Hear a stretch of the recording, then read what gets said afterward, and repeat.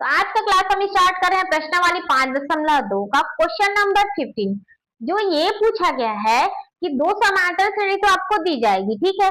उसमें ये बताना है आपको कि ऐसा कौन सा नंबर है जहां पर इसका nवां पद बराबर होगा। समझ आया?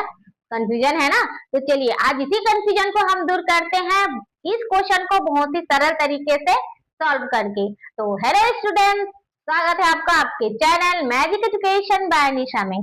चलिए स्टार्ट करते हैं हम क्वेश्चन नंबर 15। क्या बोला गया है? दो समांतर श्रेणी दिया गया है, nवें पद बराबर होंगे, कहां पर होंगे ये बताना है, ठीक है। तो पहला समांतर श्रेणी क्या है? ये है 63, 65, 67, ये आगे जाएगा, ठीक है। और दूसरा क्या दिया गया है?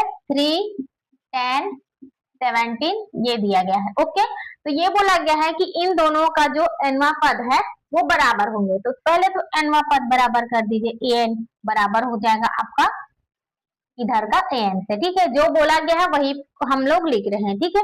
एक्स्ट्रा हमको नहीं लिखना है, जो बोला जाएगा उसी के हुए लिखना है और उसी के अकॉर्डिंग हमें सॉल्व करते जाना है, ठीक है। तो देखिए an इक्वल टू क्या होता है? तो an इक्वल टू हमें पता है a plus n minus 1 into D, ये होता है, ठीक है। फिर ये बराबर हो जाएगा किससे? a plus n minus 1 into D से, ये तो बराबर हो गया भाई। अब क्या करना है? आपको सीधा दिख रहा है ये समांतर श्रेणी, ये है a1, a2, a3, ऐसे ही ये चलते जाएगा। इधर भी हो जाएगा a1, a2, a3, ऐसे ही ये चलते जाएगा आगे, ठीक है। तो देखिए यहाँ पे एक ही स्थान पर a1 है, ठीक है। a1 का मान आप एक ही स्थान पर रख दीजिए। 63 है तो 63 हम रख देंगे, प्लस n का वैल्यू हमें नहीं पता है, इसे ही हमें पता करना है, ठीक है, कि कौन सा नंबर है जहाँ पे an बराबर होंगे। ओके, तो देखिए n माइनस 1 सेम है तो लिख दीजिए n माइनस 1। d का मान कहाँ से निकालेंगे? a2 में a1 घटा दीजिए, मतलब 65 में 63 घटाएंगे, कितना बचेगा? 2 बचेगा, ठीक है, 2 लिख देंगे। अब a का मान कितना है? 3 है, 3 लिख दीजिए। n का मान हमें नहीं पता तो n माइनस 1 कर दीजिए। अब b का मान निकालिए, तो a2 में हमें a1 घटाना है, कितना बचेगा? 10 में 3 घटाएंगे तो 7 बचेगा, ठीक है।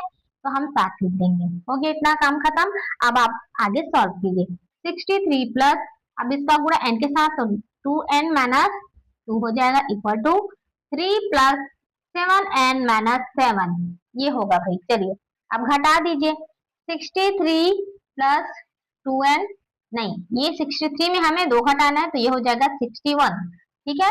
फिर क्या करना है? हमें 3 में 7 घटाना है, जो कि पॉसिबल नहीं है, ठीक है। तो हमें 7 में क्या करना है? 3 घटाना है, तो क्या बचेगा यहाँ पर? -4 प्लस 7n, ये बच गया भाई। चलिए इधर मैं लिख दूं।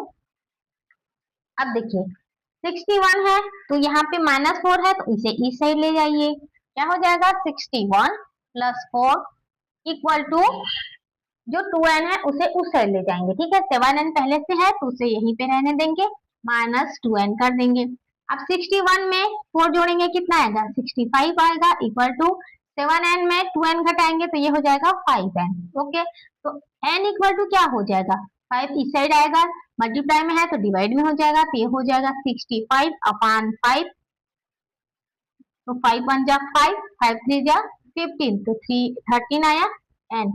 मतलब कहां पर? जहां पर n का मान 13 होगा, इन दोनों का मान क्या होगा? बराबर होगा।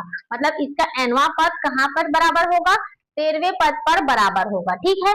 चलिए यहाँ से आपका ये है आंसर, और यहाँ से आपका क्वेश्चन नंबर 15 खत्म होता है। अगली क्लास में हम क्वेश्चन नंबर 16 को बहुत ही अच्छे तरीके से समझेंगे।